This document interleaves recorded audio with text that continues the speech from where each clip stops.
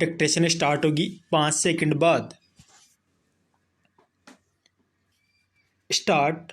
महोदय, भारत जैसे बहुभाषा भाषी देश में जहां विभिन्न भाषा परिवारों की 1652 भाषाएं बोली जाती हो, अष्टम सूची के अनुसार भी देश की 18 प्रधान भाषाएं हो, खान पान, वेशभूषा, रीति रिवाज आदि की दृष्टि से भी एक प्रांत दूसरे प्रांत से बहुत भिन्न हो, वहाँ देश की अखंडता को बनाए रखने के लिए सबसे अधिक आवश्यक यह है कि संपूर्ण देश के नागरिकों का वैचारिक स्तर पर आदान प्रदान हो, सांस्कृतिक विनिमय हो, एक दूसरे को समझने सराहने की चेष्टा हो। जहाँ संपूर्ण देश की भाषा एक हो, वहाँ तो शायद उस एक राष्ट्रभाषा से यह संभव भी हो सके, किंतु भारत जैसे विशाल तथा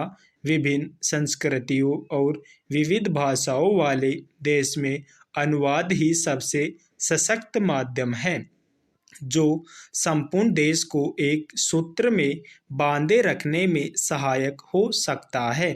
द्विभाषिकता का महत्व भारत में प्राचीन काल से रहा है। आज भी भारतीय जनसंख्या के सांख्यिकीय आंकड़े यह बताते हैं कि भारत में द्विभाषियों का प्रतिशत काफ़ी ऊंचा है। कहने की आवश्यकता नहीं कि सभी भारतवासी सामान्यतः हिंदी या निकटवर्ती प्रांत की भाषा को दूसरी भाषा के रूप में प्रयोग करते हैं। हिंदी भाषियों के मध्य हिंदी का प्रचार शिक्षा, व्यवसाय, जनसंचार, फिल्म आदि कई कारणों से हुआ। द्विभाषिकता का महत्व रोजी रोटी तथा आत्मविश्वास या आत्मप्रचार से बढ़ता है।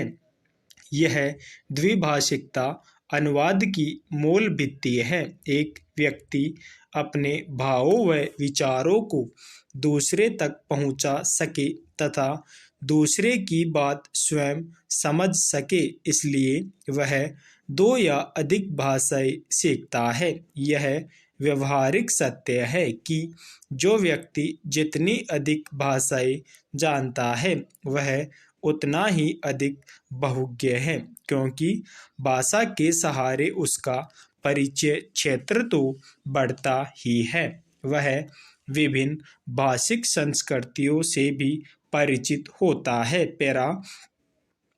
देश चाहे भौगोलिक दृष्टि से छोटा हो या बड़ा, शक्तिशाली हो या निर्बल, धनी हो या निर्धन, संश्लिष्ट अंतर्राष्ट्रीय राजनीतिक स्थिति को समझने के लिए दूसरे देशों की साहित्यिक, दार्शनिक, वैज्ञानिक स्थिति को समझने तथा उनसे लाभ उठाने के लिए उसे अनुवाद का सहारा लेना पड़ता है। सभी विकसित देशों में इसलिए अनुवाद का बड़ा महत्व है। अनुवाद संबंधी बड़े बड़े संस्थान हैं तथा बड़े सुनियोजित ढंग से अनुवाद कार्य होता है। मैं आपको यूरोप के एक छोटे से देश बल्गारिया का उदाहरण देता हूँ। बल्गारिया की जनसंख्या 40 लाख है। बल्गारिया में पर्यटकों की वर्ष पर भरमार रहती है और उसका विदेशी मुद्रा अर्जन का मुख्य स्रोत भी पर्यटन उद्योग ही है। विश्व के अनेक देशों के पर्यटक वहां आते हैं, जिनमें बल्गारिया भाषा जानने वालों की संख्या नहीं के बराबर ही होती है। इन पर्यटकों की सुख सुविधा के लिए तथा उन्हें भाषा की कठिनाई न हो, इसलिए दुभाषियों की जो यूरोप की विभिन्न भाषाएं जानते हो आवश्यकता होती है। इसके लिए विश्वविद्यालयों में नियमित रूप से युवक युवतियां विदेशी भाषाएं सीखते हैं और दुभाषीय का काम करते हैं। पैरा। महोदय, सरकार की ओर से इन भाषा संस्थानों को विशेष संरक्षण तथा सुविधाएं प्राप्त है। यह द्विभाषी केवल पर्यटन से जुड़े हुए हो ऐसा नहीं है। दूसरी भाषा सीख कर ये अनुवाद कार्य करते हैं। प्रकाशन संस्थानों में, जनसंचार माध्यमों में तथा विज्ञान निकायों में प्रतिष्ठित अनुवादक के रूप में जाने जाते हैं। ये सृजनात्मक ललित साहित्य का अनुवाद करते हैं, विदेशी समाचारों का अपनी भाषा में तथा बल्गारिया के समाचारों का विदेशी भाषाओं में अनुवाद करते हैं। ये अनुवादक अपनी अपनी भाषा के विशेषज्ञ माने जाते हैं।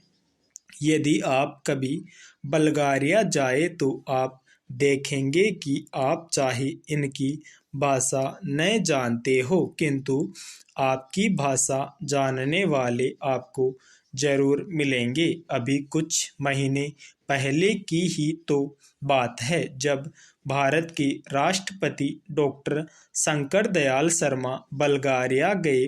वहां बल्गारिया वासियों ने हिंदी में उनका स्वागत किया और भारत संबंधी प्रश्न भी उन्होंने राष्ट्रपति जी से हिंदी में ही किए। भारतीय प्रतिनिधि मंडल के लिए यह सुखद आश्चर्य था। वस्तुतः अनुवाद या भाषांतर उनके लिए व्यावसायिक अनिवार्यता है।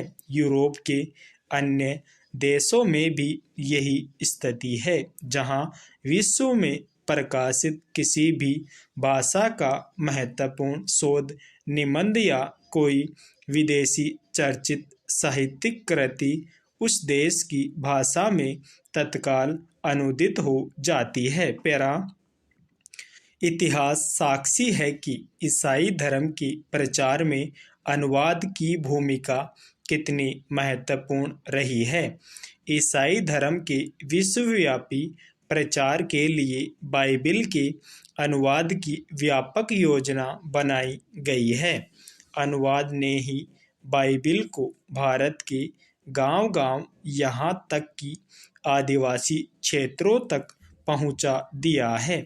बाइबिल के बाद सबसे अधिक भाषाओं में और एक ही भाषा में कई बार भगवत गीता का अनुवाद हुआ। भारतीय दर्शन और प्रतिभा को समझने की लालसा ने विदेशियों को प्रेरित किया कि वे गीता का अनुवाद अपनी भाषा में करें। आज विश्व की सभी प्रमुख भाषाओं में गीता का अनुवाद आपको मिलेगा।